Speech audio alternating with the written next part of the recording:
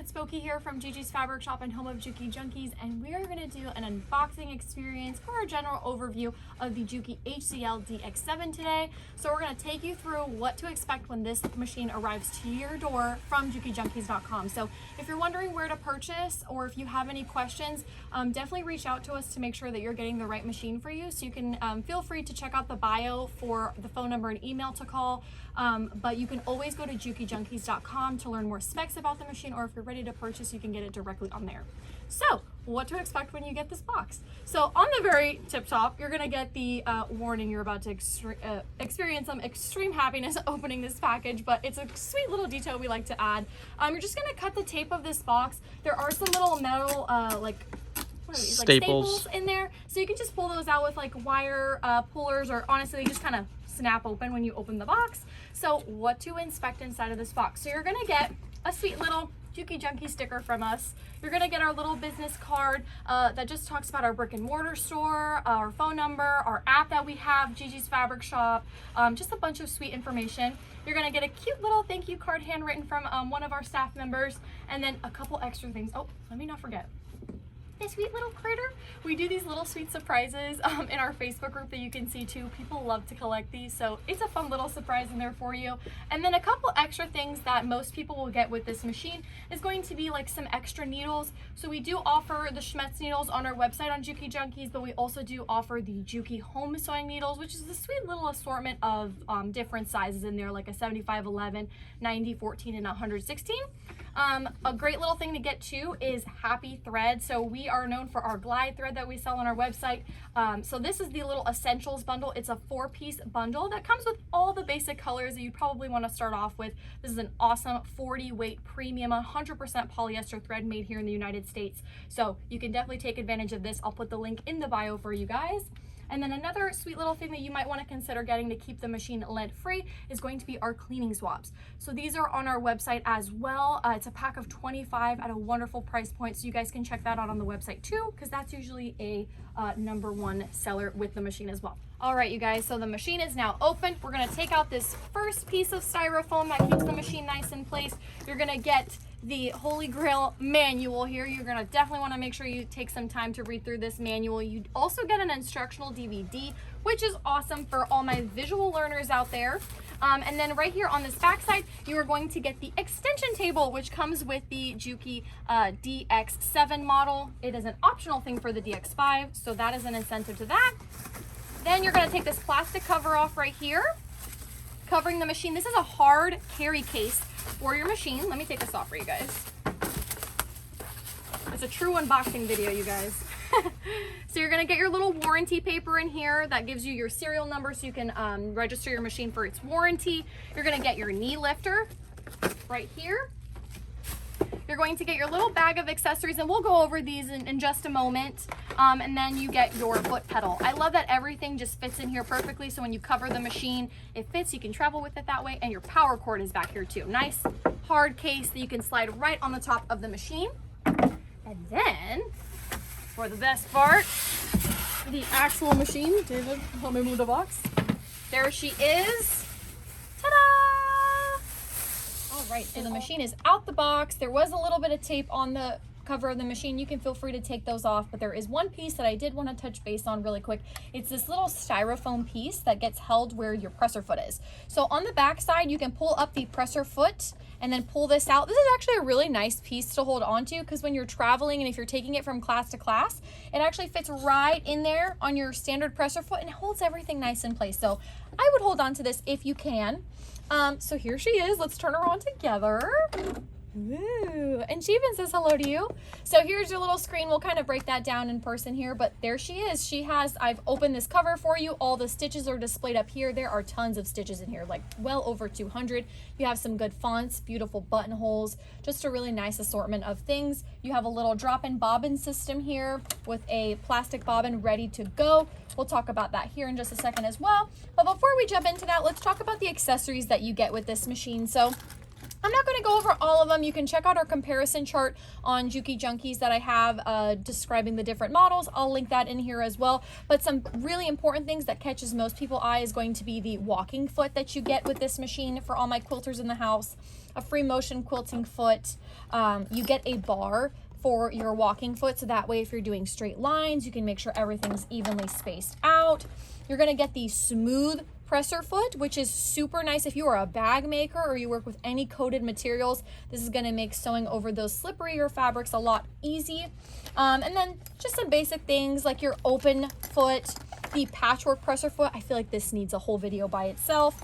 And then like your overcasting foot, so you can do those really nice finished edges too. So really great assortment of projects in here. I mean, presser feet, and then there's more in this little cover that opens. So there's this little foam piece. You don't have to keep this foam piece, but it is nice because it keeps everything in place. You get some more satin feet, zipper foot. You have space for your bobbins. Right here, this little T screwdriver. Guard this with your life. Little seam ripper, lint brush, and then underneath that, you will find your buttonhole system. So this is what makes those beautiful industrial style buttonholes. There is a stabilizing plate that holds your fabric. So this really does take buttonholes to the next level. Also, this machine does have twin needle functionality. So you are able to do two threads and two needles. So that's why you'll get this little auxiliary spool pin that's just gonna go right here for you to be able to do that. And you do get a set of twin needles with this machine as well. Alrighty, you guys. So before we start jumping into the machine, we wanna make sure we get a nicely wound bobbin. So let's go over that really quickly. I'm going in with the Glide 40 weight warm gray 6, the close cousin of my favorite color, warm gray 4. So you're just gonna put it in this spool pin right here. This does come up like so. You're gonna use a spool cap that's the closest in size to the actual spool. So I like to use this one. Too big is not good. If you use something smaller, then yes, but it has to be just the right size so that way it can feed through the machine. The thread needs to be coming from underneath like this, and you see nothing's getting wrapped, it's not getting caught. There's enough room for everything to move. I'm gonna take my thread kind of like I'm flossing the machine. This is always step one. Even if you're winding a bobbin or threading the machine, this is always step number one, and you can see that by the little cheat right up here. All right, so under the arm, wrapped around, okay? That's always step one. The solid line is for threading, the dash line is for bobbin winding. You're gonna come from underneath this little like pointed triangle part. This is a screw right here. This is a tension dial. That's what evenly feeds the thread onto the bobbin. So you have to get around. So let's do that one more time. Under and around into that screw. You wanna make sure it's in there nice and tight. Next, you're gonna snap under that little hook. All right, and make sure everything is feeding through just the way you want it, okay? Next step is you're gonna take your unwound bobbin, so your little plastic fellow right here. You're going to take the thread and take it from underneath and poke it through that hole and then pull it through, just like so. So you're gonna snap on your bobbin once you've pulled this through, just like that. You're gonna make sure your speed's all the way up, and you're just gonna engage bobbin winding mode. I like to stop it after it's kind of grabbed enough grip so I can trim this really close, because I don't like to pull on it. And then let it go.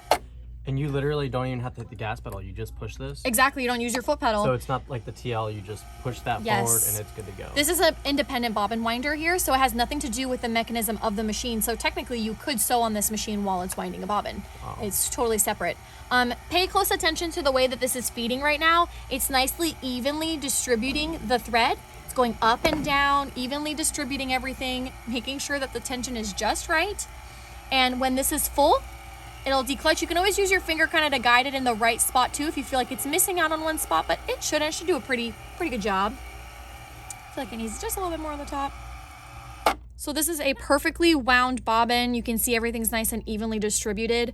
It looks silky smooth, and if I push it with my fingers, it's not going anywhere. It's not smushing. If you can pinch this and the thread is moving, it is an improperly wound bobbin. It probably fell out of the tension disc and you need to do it again. Alrighty, so let's put our perfectly wound in bobbin into our bobbin case. So this is the little plastic cover that when you push this button towards you, it just pops right up. You can pull it out. It is an easy drop-in bobbin system, so you do not have to pull up your thread before sewing unless you prefer, so there's no nesting, which really shouldn't occur. So you're gonna put in the bobbin in the shape of a P. and the thread's gonna fall from the left side. Make sure you're doing this. This is really, really important. If you're doing it from this side and you're making a Q, you will experience tension issues and it will not naturally sit into the discs and the cuts that are made here for the thread. So it's gonna fall from the left side like so. I'm gonna drop it in. When you have it correctly, it naturally falls right into, I'll use my little scissors here to show you, right here into this little slit. When you have it in the right shape, it almost just naturally tends to fall right there. If you have it incorrectly, it's gonna be kind of hard to get there. So that should be kind of like a telltale. So that's step number 1. Step number 2 is coming around. Step number 3 is wrapping here, and right here there's a little blade. I'm gonna pull back, it cuts it, and that's it. 1, 2, 3. That's cool. All right, so now we're ready to thread the machine. We have our bobbin in, perfectly wound. We're gonna start off with making sure our presser foot is down, and we're gonna do a little needle down, needle up moment. That makes sure that the needle is in the highest position possible so we do not break our needle threader, which does come on this machine. So let's start off back where we were when we were winding the bobbin. The thread is feeding from the bottom. I have my spool cap on. I'm grabbing it like I'm flossing my teeth. We're going underneath that arm, always step number 1. Wrapping around, step number 2. Now instead of going to the right, we're going to the left. Follow the solid marked line. We're gonna go around for 2. I'm still holding my thread nice and tight. There is a threading, tension mechanism right in here, so we have to make sure we're nice and in that gear. Another tension unit is right in here, so I'm holding it nice and tight, going down. Still, step number 2, wrapping around for 3. All right, there's a hook in here, so we're gonna go from the right to the left and snap into that hook. And if you pay attention, you might be able to hear it. Aha, clicks right in. We're gonna go down for 4 into 5. 5 is going to be this little unit right here. This is, they call it 6, but I think it should be more like 5. I use my thumb to guide me into the thread holder. It's like a thread guide. And then number 7 is going to be the little crab claw. You're going to take your thread and tuck it in right there. There is a thread cutter right on the left side of your machine. That's right there. I'm going to go back to front and cut it. I'm going to take my threader and pop it down, and voila, it pulls it right through. There's a little loop, and I was able to pull that out. I can pick my presser foot up, pull it through, and tuck it underneath, and I'm ready to sew. Just so you guys know too, if you're trying to pull the thread while your presser foot is down, the tension gears are engaged and everything is tight. So you might even see your needle bend. It's because it's tight. So to release that pressure, you're gonna put your presser foot up and pull that thread through with no problem at all, okay? All right, so we have the machine threaded, we have the bobbin in, so now let's just do a little sew out to see what those stitches are gonna look like. So I'm working with 4 layers of a 100% Michael Miller solid here. I'm just gonna tuck that underneath, put my presser foot down. A cool thing to know about this machine too is that you don't have to have a foot pedal plugged in to be able to sew, so I'm just gonna adjust my speed to the speed I'd like to go, and green means go. So you can actually sew on this machine with the start-stop function. So I'm just gonna press this, have the machine sew. That's awesome. And this, you saw that? You see that little pivoting function? That presser foot raised it up by itself without me doing anything. That is one of the really cool features about this machine. You can turn that on and off. Slow it down just a little bit. Lift it up by itself so I can pivot. So and there it is. It automatically lifts up when you stop. So I can go pivot. reverse, yep. And you can turn that off if that's not something you want it to do all the time. And then I can just cut my thread.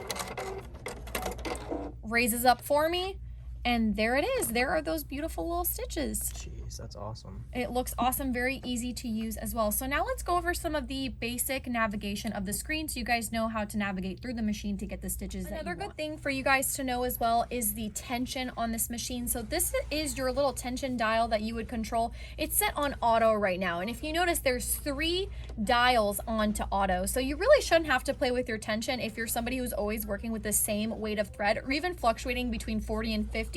But if you have to, it's a lot easier than some of the mechanical machines that you've seen out there.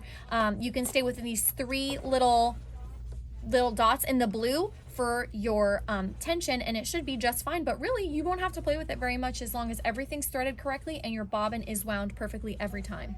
All right, so navigating the machine is something that you want to make sure that you're pretty confident in. So when you turn on the machine, it's always going to default to this screen right here. It's just going to take you to a simple straight stitch. Here is what they call the utility stitches, what they think is the most common stitches here. You have your stitch width adjusting dial right here and your stitch length adjusting dial right here. So if you turn this dial, you'll physically see the needle move. Dang. And you'll hear it move. And then here you have your stitch length that you can do all the way up to 5, you know, kind of like a basting stitch, and then go all the way down to 0 if you're, you know, free motion quilting. So that is where you adjust all those adjustments. All right, so next up is getting to all the beautiful stitches that come with this machine. So right here, when you press this button, it's always going to default you to this stitch layout. When you click 1, 2, 3, now it's broken up into the categories. So here you have the categories for where you can get the different stitches. So if you come up here, you'll be able to see that if you want to achieve these beautiful decorative stitches, you have to be in the branch looking icon. If you want to achieve some of these blanket stitches and the applique stitches, you're going to go to the applique stitch here. So you'll just have to click, you know, where you want to go to achieve what. So you can plug in the number that you want to do. It'll take you there. You'll do stitch number 8. That's how you'll navigate through the different categories of the decorative stitches. Last, ABC is going to be your personal written out stitch combination. So you can do 1 leaf, 1 heart. You can write Boki if you want. JUKI, I love my JUKI. This is where you'll be able to access those fonts, and you can save up to 10 different stitch patterns onto this machine. So if you write handmade by Boki on everything, or handmade by blah, blah, blah, you can save that onto the machine and access that at any given time. All right, and one more little thing that you guys should know on your control panel here is the settings that you can make on this machine. So the settings are really one of the key factors as to why somebody would get this machine. So when you click the little wrench and screwdriver icon, it takes you to all the adjustments you can make on your machine. Like if you're working with twin needles, if you want to program the needle to end in your fabric or out the fabric when you're done sewing. What you do with your foot pedal. So your foot pedal is programmable on this machine, which is really cool. You can choose up to 7 different functions of what you want the foot pedal to do. So if you wanted to cut the thread, put the needle up and down, do a reverse stitch, put the presser foot up, this little icon is where you would do those adjustments, what you want it to do when you heel click on the machine, or you can turn it off. Here is your pivoting function, so you can turn that on and off. This is your presser foot height. So like when you are sewing and your pivoting function is on, you can control how high you want that presser foot to go when you pivot. So if you're doing a bulky seam, you can control how high or how low you need that to go. And then the final one is the floating function on this machine. So you can actually set the height of the presser foot on this machine with this setting right here, how high you want it to be while you're sewing. So not just when you stop, but how high you want it to be when you're sewing. So if you are doing a really bulky quilt, you can physically raise up that presser foot. I'm going to ask you to get in a little closer here so I can show them how it raises up. Good. Okay. Are you in there? You can see it? Yeah. Oh, okay. Are your mic recording? Oh. All right. We'll crop that for yourself. Okay. All right, so I'm gonna put the presser foot height all the way to the max, and you're gonna see it raise up. It's going, and the highest it goes up to is 2.5. Dang, this is a pretty cool machine. Yeah, so here the presser foot is up. You can see it wiggle, and you see when I put my thread, it's not even my fabric, it's not even making contact with it. So if you're working with a bulky fabric or you're making a bag, you're gonna have a lot of fun with this feature because you're not gonna have to fight with your machine to get those layers through. All right, you guys, and that's that for this little video. We just wanted to do a basic little overview. So if you guys have any questions about this machine or if this is the right machine for you, we take a lot of pride in our customer service here. So if you wanna send us an email or a phone call to ask us any more in-depth questions, feel free. Check out our other resources. We have an awesome support group on Facebook. We have our Gigi's Fabric Shop app. We are a JUKI, Janome, and Handy Quilter dealer as well. So you'll find us here in Brandon, Florida if you're local, but if not, always give us a call and we will help you with any questions that you may have. Thanks for watching.